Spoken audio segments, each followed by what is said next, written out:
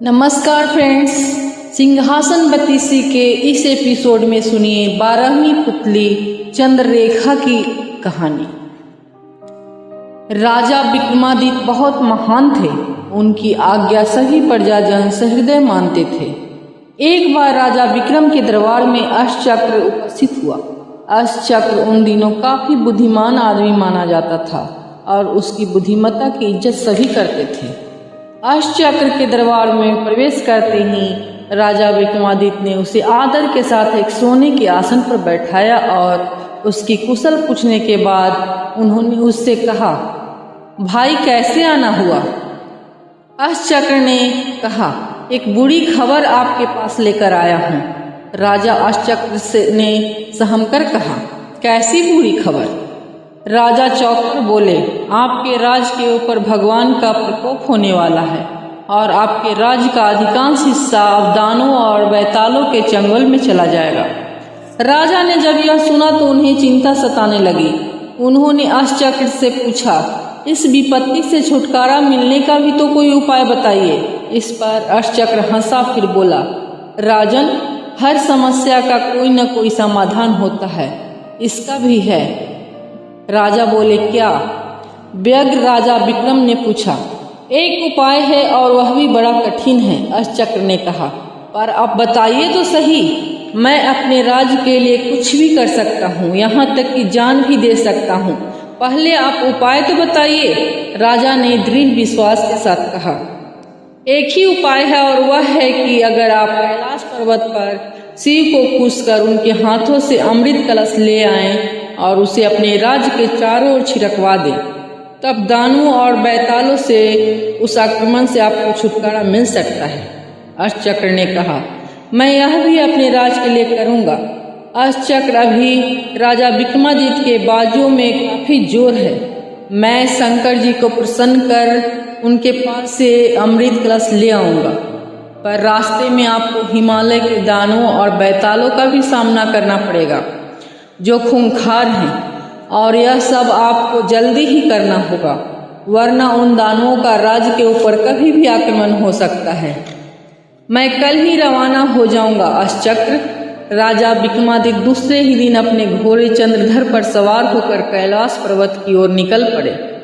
कैलाश पर पहुंचना मौत के आगोश के समान जैसा था, पर राजा को वहां डर किस बात का था।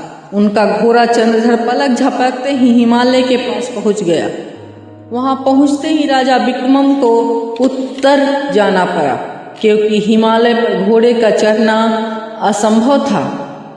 राजा ने चंद्रधर को वहीं खुला छोड़ दिया और बोले, चंद्रधर, तू यहीं आराम कर, मैं कैलाश को जा रहा हूँ। चढ़ाई है इसलिए तू नहीं जा सकता है।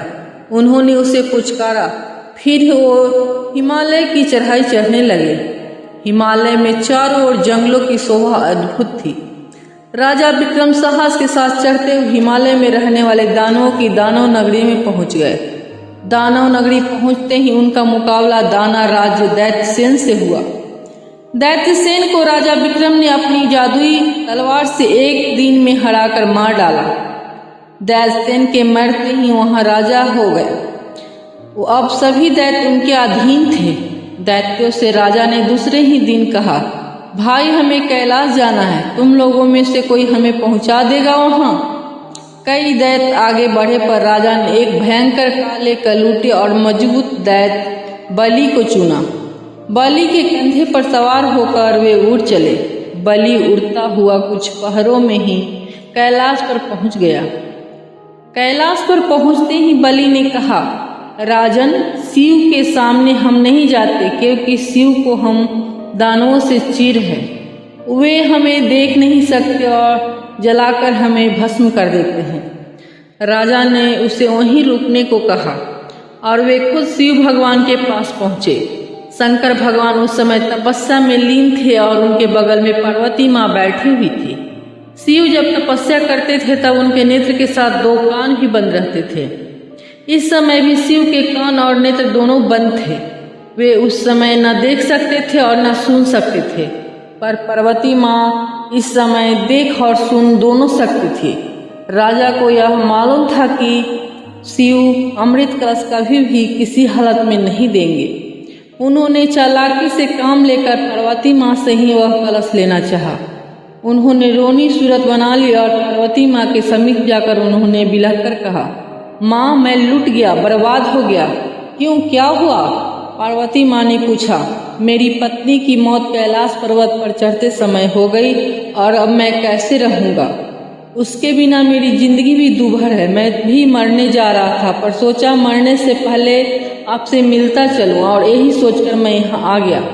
आप चाहें तो उसकी जान और मेरी भी जान बचा सकती हैं, वरना आज यहाँ 2-2 आदमी मर जाएंगे। राजा विक्रम जोर से रो पड़ा। पार्वती घबराई क्योंकि उनका दिल तो दयावान था और साथ ही राजा के रुदन से शिव की तपस्या भंग होने का खतरा था। और शिव की तपस्या भंग होने का मतलब था तीनों लोक का नाश। पार्वती ने कहा, पर मैं कैसे बचाऊंगी उसकी जान? उसका समय पूरा हो चुका था और वह चली गई। माँ, यदि आपका अमृत कलश दे दे तो मैं अपनी पत्नी पर थोड़ा अमृत जल छिड़क दूं, इससे वह जिंदा हो जाएगी। पर बिना अपने पति के इजाज़त के मैं कैसे दे दूं अमृत कलश? उन्होंने कहा, माँ अभी ये तपस्या में लीन है, जब तक इनकी तपस्या टूटेगी मैं कलश पहुंचा जाऊंगा। राजा विक्रमादित्य ने रोते हुए कहा। माँ पार्वती ने अमृत कलश शिव से छुपाकर राजा विक्रमादित्य को दे दी और बोली, थोड़ा जल्दी लाना। बस अभी गया और अभी आया, राजा विक्रम ने कहा और वह अमृत कलश लेकर तेजी से उस दानव बलि के पास पहुंचा और उसके कंधे पर सवार होकर उन्होंने अपने राज चलने का आदेश दिया। बलि कुछ क्षण में ही विक्रमादित्य के राज उज्जैन नगरी पहुंच गया। राजा ने उसे अपने राज के चारों ओर का चक्कर लगाने के लिए कहा। वह राज के चारों ओर का चक्कर लगाने लगा। जब वह चक्कर लगाने के क्रम में जैसे जैसे आगे बढ़ रहा था, वैसे वैसे राजा अमृत कलश से अमृत छिड़क रहा था। इस तरह उसने अपने राज के चारों ओर अमृत छिड़क दिया और जब अमृत कलश बेली की सहायता से वापस उसने कैलाश पर्वत पहुंचा दिया। कैलाश के ऊपर शिव अभी तक तपस्या में लीन थे। इस तरह राजा विक्रमादित्य ने असंभव कार्य भी संभव कर दिखाया। यह कहानी सुनाकर चंद्ररेखा चुप हो गई। तभी 13वीं पुतली हंसी और बोली, मेरा नाम पुष्परत्ना है, मेरी भी तू कहानी सुन और समझ। यह वह कहने लगी।